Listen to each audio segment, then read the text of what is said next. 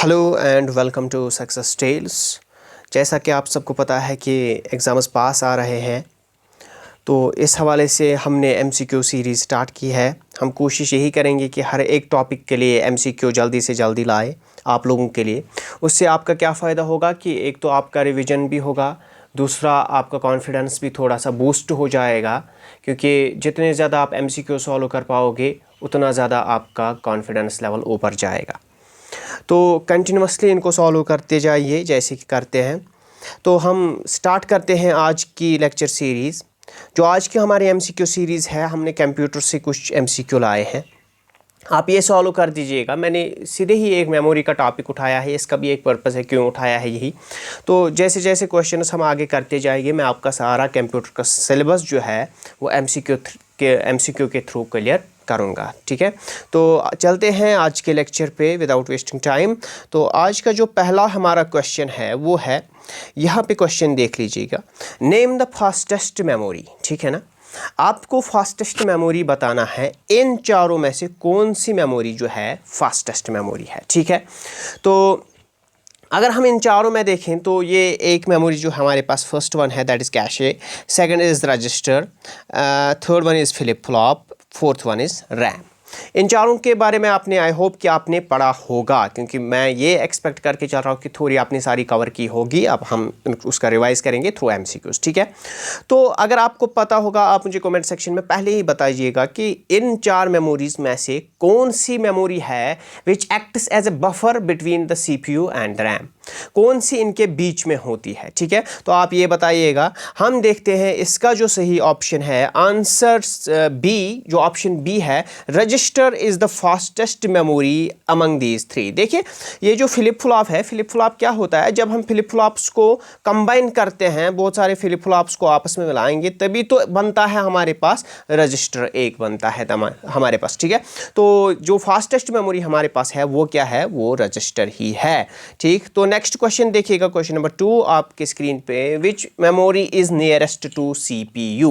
कौन सी मेमोरी इनमें से नियरेस्ट है to the CPU, nearest to the CPU. देखिए, मैं आपको बताऊं कि एक मेमोरी होती है कि नियरेस्ट टू द सीपीयू है और एक मेमोरी होती है कि लोकेटेड इन द सीपीयू है। ठीक है, तो यहाँ पे आपको सीधे ही पूछा गया है इसने कि देखिए रैम और राम को छोड़ दीजिए, इनमें से तो होगा नहीं। ठीक है ना, ये तो नहीं होंगे। अब बचे आपके पास दो ऑप्शन, एक बचा आपके पास कैश मेमोरी और सेकंड बचा आपके पास रजिस्टर। तो कौन सा है? Again the correct answer is option 3 register, यहाँ पे करेक्ट ऑप्शन है।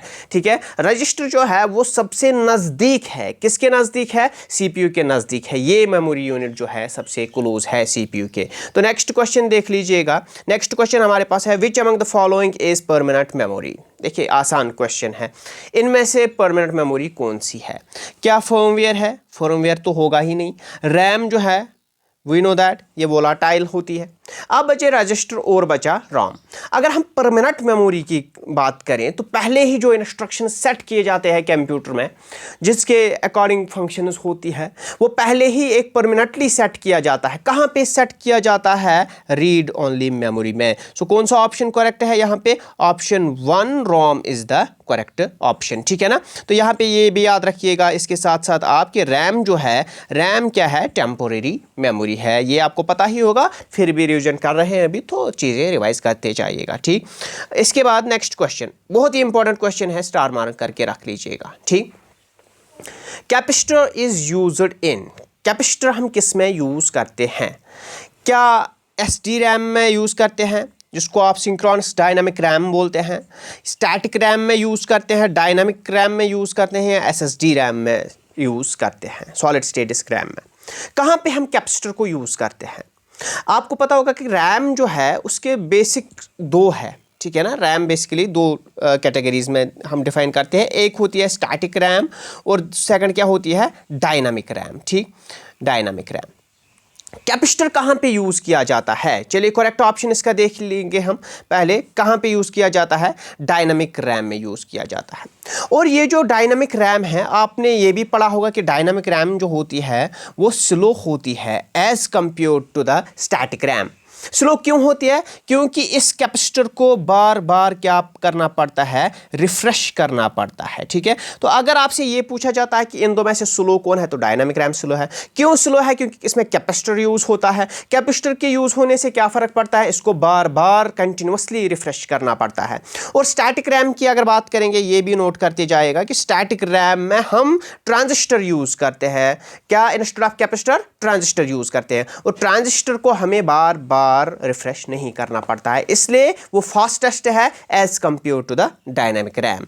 नेक्स्ट क्वेश्चन देख लीजिएगा यहां पे, what does SD stands in SD RAM? ठीक है, एसडी रैम में ये एसडी का मतलब क्या होता है? एसडी क्या है एक्चुअली में? क्या सिंगल डायनामिक रैम है, सिंक्रोनस डायनामिक रैम है, स्टैटिक रैम है, सीरियल डायनामिक रैम है? तो बताइए क्या है। यहाँ पे आपको पता है कि एसडी रैम का मतलब होता है सिंक्रोनस डायनामिक रैम। चलिए करेक्ट ऑप्शन देख लेते हैं। तो यहाँ पे ये है हमारे पास option B is the correct option, synchronous dynamic RAM is SD. ठीक है, इसके बाद यहाँ पे EEPROM, तो क्या होता है EEPROM? पहले EEPROM की फुल फॉर्म आप बताइए क्या है EEPROM? EEPROM is nothing, it is electrically erasable programmable ROM. ठीक है ना, तो यहाँ पे इसमें डाटा जो है वो इरेज किया जा सकता है, हम इसको इरेज कर सकते हैं। आपके पास बहुत ऐसे रोम है जिनमें हम ये डाटा है वो इरेज कर सकते हैं। तो पहला जो है यहाँ पे हमारे पास किसकी हेल्प से हम, क्या इस पे हम इंसिडेंट कराएंगे? अगर ये रोम है, इस पे हम ये यूवी रेज इंसिडेंट कराएंगे तो और ये इरेज हो जाएगा? नहीं, ऐसा बिल्कुल भी नहीं है। IR रेज, क्या इंफ्रारेड स्पेक्ट्रम की रेज इस पे हम ये इंसिडेंट्स करवाएंगे और वहाँ पे इरेज हो जाएगा? नहीं। क्या गामा रेज ऐसा काम करती है? नहीं, गामा रेज भी नहीं करती है। तो कौन सी ऐसी चीज़ है जिससे ये डाटा जो है इरेज होता है? इलेक्ट्रिकल पल्स हम यूज़ करते हैं, और you can say electrical signal हम यूज़ करते हैं in order to erase the data in the EEPROM, electrically erasable programmable ROM. ठीक है, तो यहाँ पे option C is your correct answer. तो ऑप्शन सी क्या है यहाँ पे हमारे पास? Electric pulse. ठीक है, नेक्स्ट क्वेश्चन देख लीजिएगा, फाउंडर ऑफ EEPROM, बड़ा अच्छा क्वेश्चन है यहाँ पे। फाउंडर ऑफ EEPROM कौन है? इसका फाउंडर देखिए, क्या रॉबर्ट हेल्थ है? नहीं है।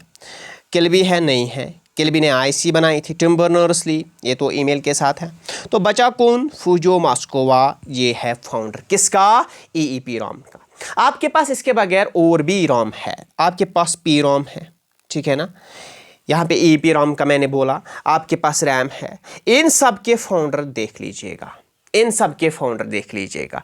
तो हम आगे चलते हैं, इसका है फूजो मास्कावा, ये आप देख लीजिएगा ये कौन है, इसका कौन फाउंडर है। कुछ भी आपसे पूछा जा सकता है, मैंने यहाँ पे ये उठाया है, आपसे ये भी पूछा जा सकता है, आपसे ये भी पूछा जा सकता है। जो आपके पास ये SSD प्रोग्रामेबल रोम है उसके बारे में भी आपसे पूछा जा सकता है। फ्लश ड्राइव जो है, पेन ड्राइव, USB, इनके बारे में भी पूछा जा सकता है। तो आपको फाउंडर्स जानने होंगे, ये आपके पास एक आइडिया है कि क्वेश्चन इस तरह का बन सकता है। आगे चलिए, तो फूजो मास्कोवा is the correct answer. Now, the boot sector files of the system are stored in which computer file? जो बूट सेक्टर फाइल सिस्टम की होती है, कहाँ पे स्टोर होती है? देखिए, बूट सेक्टर फाइल्स है तो ओबियसली रैम में तो नहीं होगी, कैशे में भी नहीं होगी, तो कहाँ पे ये रिकॉर्ड हो जाएगी? रोम में हो जाएंगी। ठीक है ना, तो यहाँ पे ये जो बूट सेक्टर फाइल्स आपकी है कहाँ पे? रोम में। यहाँ पे देख लीजिएगा कि कैशे में बिल्कुल भी नहीं होगी, क्योंकि ये तो आप क्लियरली मतलब कंटिन्यूअसली क्लियर करते रहते हो। रैम आपके पास नॉन वोलाटाइल टेम्पोररी है, तो सॉरी वोलाटाइल है, टेम्पोररी है, तो यहाँ पे आपके पास परमानेंटली जो बूट सेक्टर फाइल्स है वो परमानेंटली कहाँ पे स्टोर हो सकती है? रोम में हो सकती है। आगे चलिए नेक्स्ट क्वेश्चन पे, the register is a type of sequential circuit which is a group of. पहले इस क्वेश्चन को देख लीजिएगा, पूछा गया क्वेश्चन है, लेकिन क्वेश्चन पूछा क्या गया था, मैंने इसको थोड़ा सा उल्टा बनाया है। आपको SSB ने पूछा था इससे पहले एक एग्जाम में कि ये जो रजिस्टर है ये कौन से टाइप का सर्किट है? क्या सीक्वेंशियल सर्किट है, क्या कॉम्बिनेशनल सर्किट है? ऐसे आपके पास बहुत सारे सर्किट्स होते हैं, ऐसे ऑप्शंस थे। तो इसका जो करेक्ट ऑप्शन था वो था आपके पास कि ये जो रजिस्टर है it is a type of sequential circuit. ये आप याद रखिएगा, यहाँ पे क्या है? Register is a type of sequential circuit. अब किसका ग्रुप होता है? मैंने लेक्चर के पहले मैं भी ये चीज़ आपको बोला था, क्या रैम रजिस्टर बनाती है? नहीं। लैचेस बनाते हैं? नहीं। कैशे बनाती है? नहीं। आपके पास जब बहुत सारे फ्लिप फ्लॉप्स मिल जाते हैं, ग्रुप ऑफ फ्लिप फ्लॉप्स आपके पास क्या बनाता है? आपके पास बनाता है रजिस्टर, और यही रजिस्टर आपके पास सीक्वेंशियल सर्किट है। तो correct option is flip flop. Next question देखते हैं। USB stands for and its founder is। USB का माने क्या है? ठीक, what it stands and who is its founder। क्या USB के माने है यूनिवर्सल सीरियल बस? क्या USB के मतलब माने है यूनिक सीक्वेंशियल बस, यूनिक सीरियल बस, यूनिवर्सल सीरियल बस? ये हमें पता है कि यूनिक तो पहले नहीं है, पहले क्या है? यूनिवर्सल। तो ये ऑप्शन 2 गए, यूनिवर्सल सीरियल बस। अब यूनिवर्सल इसमें भी है, इसमें भी है, 2 ऑप्शंस एलिमिनेट हो गए पहले। अब देखिए इसका फाउंडर, यहां पे ये भी हो सकता है, ये भी हो सकता है। क्या रे टॉमलिंसन इसका फाउंडर है? नहीं है। इसका कौन है? AJV बट है इसका फाउंडर। तो option 4 is the correct option. यहां पे हम फिर भी एक बार चेक कर लेते हैं।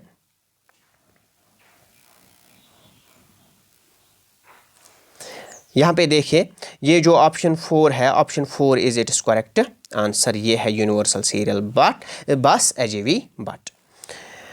Hard disk drives are considered dash storage. Hard disk drive जो आपके पास है क्या है? हार्ड डिस्क आपके पास पहले ही आपको समझना पड़ेगा कि ये परमानेंट है। यहाँ पे ऑप्शन में दिया है नॉन परमानेंट, तो ये एलिमिनेट हो गया। आपके पास उसके बगैर क्या दिया है? टेम्पोररी। नहीं, ये हार्ड डिस्क ड्राइव जो है परमानेंट होती है, ये गया।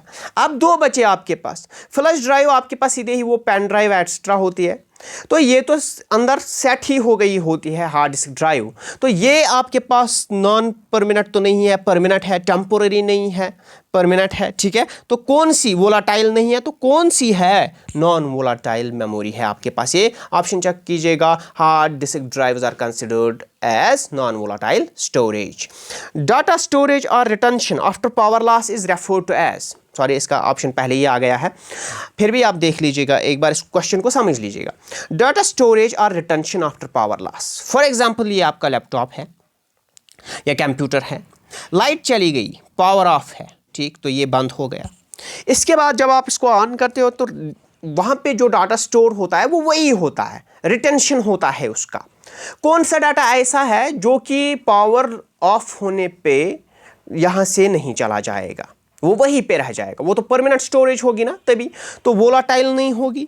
यहाँ पे सीक्वेंशियल की बात छोड़ो, डायरेक्ट की बात छोड़ो, डायरेक्ट इनडायरेक्ट की तो बात ही नहीं होती है, तो बचा नॉन वोलाटाइल स्टोरेज। सीधे सी नाम से ही पता चलता है कि ये होगा store after the power loss, ये कहीं नहीं जाएगा, ये वही रह जाएगा। उसके बाद नेक्स्ट क्वेश्चन देख लीजिएगा, which of the following is the property of secondary storage. बहुत अच्छा क्वेश्चन है, बहुत अच्छा। Secondary storage does not need continuous power. Secondary storage utilises no magnetic media, includes 4 major categories of equipments, does not retain data for later access। कौन सी इसकी property है?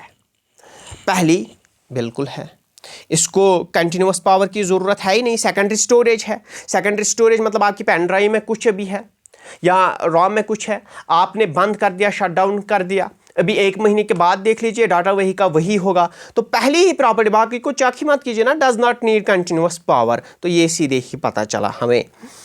What are the properties of the RAM. RAM की क्या properties है? क्या volatile है? हाँ बिल्कुल है। तो नॉन वोलाटाइल जहाँ है उसको निकालो, ये ऑप्शन गया, ये ऑप्शन गया, बचे 2 ऑप्शन, वोलाटाइल वोलाटाइल। क्या टेम्पोररी है? हाँ टेम्पोररी है, इसमें परमानेंट है, ये गया, तो ये ऑप्शन इसका करेक्ट ऑप्शन है। तो यहाँ पे ये वोलाटाइल है और क्या है? टेम्पोररी। तो इसके बाद नेक्स्ट क्वेश्चन देखिएगा, which of the following uses laser technology to store large amount of information. बहुत अच्छा क्वेश्चन है, बहुत अच्छा क्वेश्चन है, प्रीवियस ईयर क्वेश्चन है। I don't remember the exam, लेकिन सीधे ही मैंने ये आपके प्रीवियस ईयर पेपर से उठाया है question. Which of the following uses laser technology to store large amount of information. इन 4 में से कौन सा ये यूज करता है लेजर टेक्नोलॉजी? अगर आपने देखा होगा तो अगर आपने CD-ROM के बारे में पढ़ा होगा, देखा होगा, तो CD ROM यहाँ पे ऐसा इन 4 में से वाहिद एक ऐसा इक्विपमेंट है जिसमें हम डाटा स्टोर करने के लिए कौन सी टेक्नोलॉजी का यूज़ करते हैं? लेज़र टेक्नोलॉजी का यूज़ करते हैं। इसके बाद नेक्स्ट क्वेश्चन, इसका ऑप्शन है CD ROM। नेक्स्ट क्वेश्चन, अभी इतने क्वेश्चन हैं, तो thank you, have a nice day. आगे नेक्स्ट MCQ सीरीज़ जो हम इसकी लाएंगे उसमें एक और टॉपिक को डिस्कस करेंगे। ऐसे ही अभी मैंने मेमोरीज़ के बेसिक क्वेश्चंस आपको उठाए हैं, इसके बाद हम देखेंगे मेमोरी पे और भी बहुत सारा मटेरियल है, वो हम चेक करेंगे, वहाँ से क्या क्वेश्चंस बन सकते हैं, क्या नहीं बन सकते हैं, सारा कुछ हम डिस्कस करेंगे। आप बस जुड़े रहिए और कंटिन्यूसली देखते रहिएगा। इसको लाइक कर दीजिएगा, शेयर कर दीजिएगा, सब्सक्राइब कर दीजिएगा। Thank you, have a nice day and best of luck.